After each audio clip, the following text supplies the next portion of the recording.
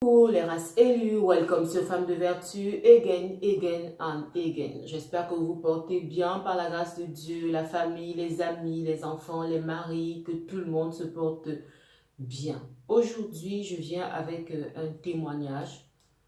C'est pas le témoignage d'une sœur, c'est pas le témoignage d'un frère, c'est mon témoignage à moi.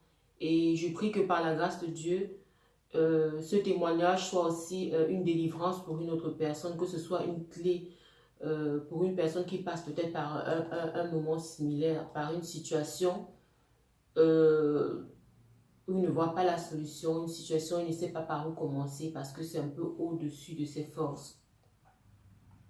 Alors une fois, mon époux m'appelle pour me parler de la disparition d'un objet très important pour nous. C'est un objet qui contenait quelque chose de très important. Ça veut dire si on ne retrouvait pas ça, vraiment on devait entrer dans une série, dans un problème vraiment sérieux.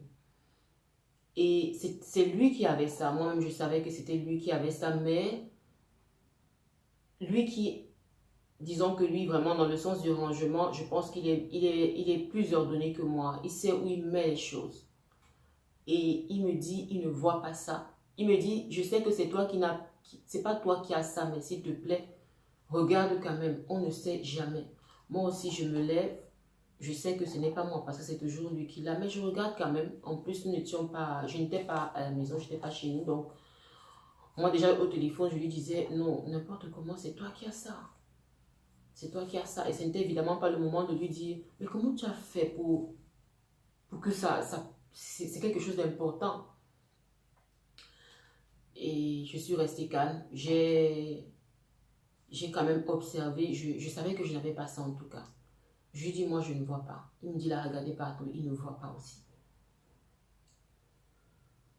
Et lui, il devait aller faire son tour de garde, donc il devait partir. Et donc, il m'a laissé au téléphone, il est parti. Je lui ai dit aussi, vas-y, bon, moi, je vais rester ici, je vais voir ce que je vais faire. Mais quand il a raccroché, quand on s'est coupé, quand on a fini à la conversation, j'ai directement senti en moi un poids. Parce que c'est comme si tout d'un coup, j'ai pesé, il me venait le poids de ce que ça pouvait entraîner si on ne retrouvait pas ça. Une sorte de découragement qui certainement ne venait pas de Dieu. Donc j'étais affaiblie tout d'un coup, je ne savais pas quoi faire. Je ne savais pas qu'est-ce que je pouvais faire. C'est lui qui, c'était son ressort, c'est lui qui gardait ça et tout. Et je savais que moi, c'est pas de mon côté en tout cas. Et je ne savais pas quoi faire. Et je n'étais même pas à la maison, j'étais pas à la maison, donc j'étais chez... Là où j'étais, il y avait un frère placé à côté. Et ce que j'ai ressenti à l'instant, après ce découragement, c'était d'adorer. Je me suis dit, ouais, ce que je peux faire là maintenant, c'est adorer. Et j'étais même pas demander à Dieu, ou fais ceci, ou fais cela, mais d'adorer tout simplement. Ma disposition était comme ça, le frère était là, alors j'ai pris mon téléphone, j'ai mis une louange. Bon, j'ai expliqué, le frère a compris la situation en tout cas. Moi, sans honte, même comme il était là, j'ai commencé à... Parce que c'est quelqu'un qui n'est pas trop spirituel, donc qui n'est pas trop dans les choses de Dieu, c'est monté, c'est descendu, mais c'est quelqu'un qui sait que moi, j'aime bien les choses de Dieu, je suis dans les choses de Dieu et tout. Donc moi, j'ai commencé à adorer devant lui. Je n'avais que ça parce que comment j'étais positionnée, j'ai commencé à adorer. J'ai commencé à adorer Dieu. J'ai commencé à adorer Dieu parce que là, j'étais... encore que pour avoir ce que ça contenait, on a lutté. Ça a été une lutte, un combat. Donc, je ne savais pas quoi faire. J'ai commencé à adorer. J'ai commencé à adorer. J'ai dit à Dieu qu'il est plus grand. Parce que la chanson même que j'ai mise, c'est justement la chanson de la sœur Nadège.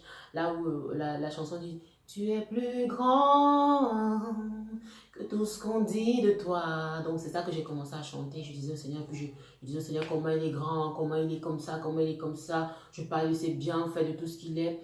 Et le seul mot que j'ai dit concernant la disparition de cette mallette, c'est que j'ai dit dans la prière, c'est venu comme ça.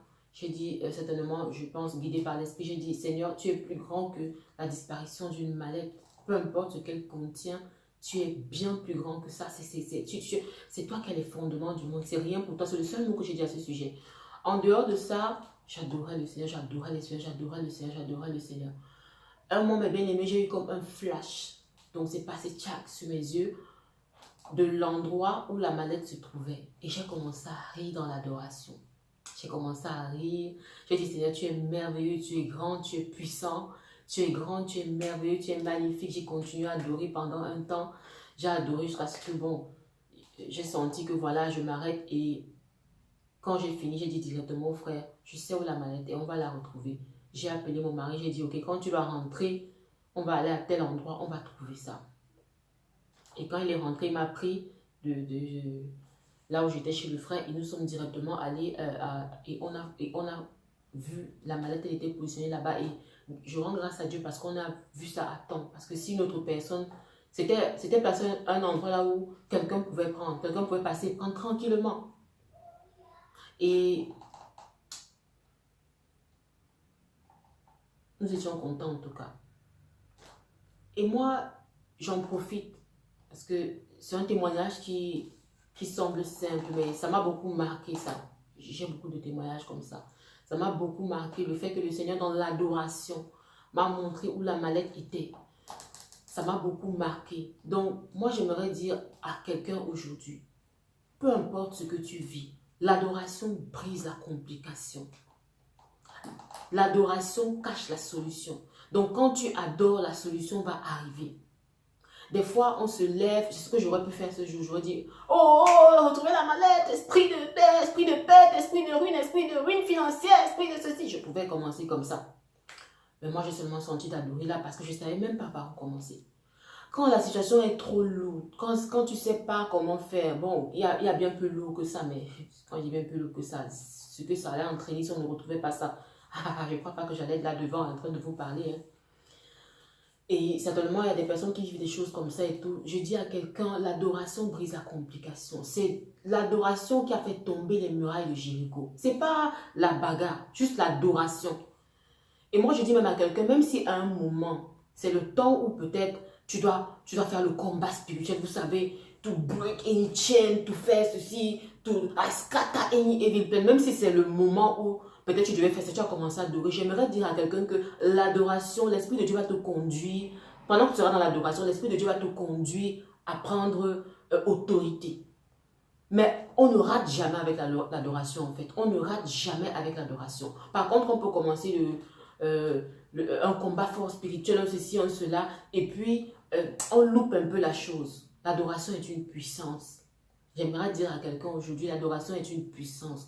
Donc moi, je donne ce témoignage pour renforcer quelqu'un qui ne sait plus quoi faire. Comment seulement adorer, adorer, adorer. Comme ma chère belle-mère que j'aime beaucoup, elle me dira, j'ai ma belle-mère que je bénis beaucoup, c'est une femme de Dieu, elle est pasteur et elle aime, elle aime ce mot-là. Tu vois, quand tu l'écoutes, tu as l'impression qu'elle ne demande jamais rien à Dieu, qu'elle adore seulement Dieu.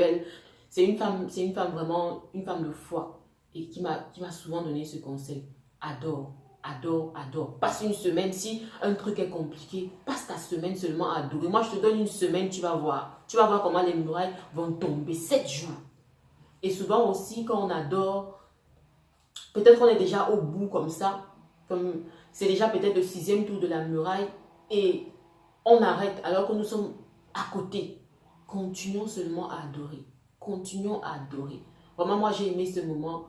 Quand j'ai vu ça en flash, j'ai commencé à rire et 2 larmes ont même coulé parce que ça...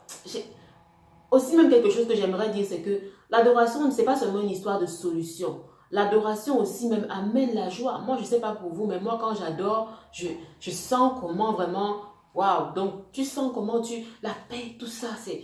Dans l'adoration, il y a tellement de choses. L'adoration, c'est la solution. L'adoration cache la solution. L'adoration brise la complication. Quelle que soit l'épaisseur de la complication, l'adoration est capable de briser ça. Parce que dans l'adoration, le Père vient. Il sait quel est ton problème avant même que tu ne parles. Et il est content dans l'adoration. L'adoration entraîne la manifestation du Père, du Dieu vivant. Il se manifeste parce qu'on sait que Dieu est partout. Mais il n'est pas content partout parce que même en enfer aussi, il est là. Même quand un homme trompe sa femme, il est là, mais il n'est pas content. Mais quand on adore vraiment en esprit, en vérité, le Père est présent. Et quand le Père vient, dans l'adoration, il y a la transformation. Quelqu'un qui a vraiment adoré, qui est allé jusqu'au lieu secret, dans le calme, tranquillement, il sort de là transformé et le problème est résolu. Donc voilà mes bien-aimés, c'était le témoignage que je voulais vous donner aujourd'hui par la grâce de Dieu. Je vous fais de gros coucou.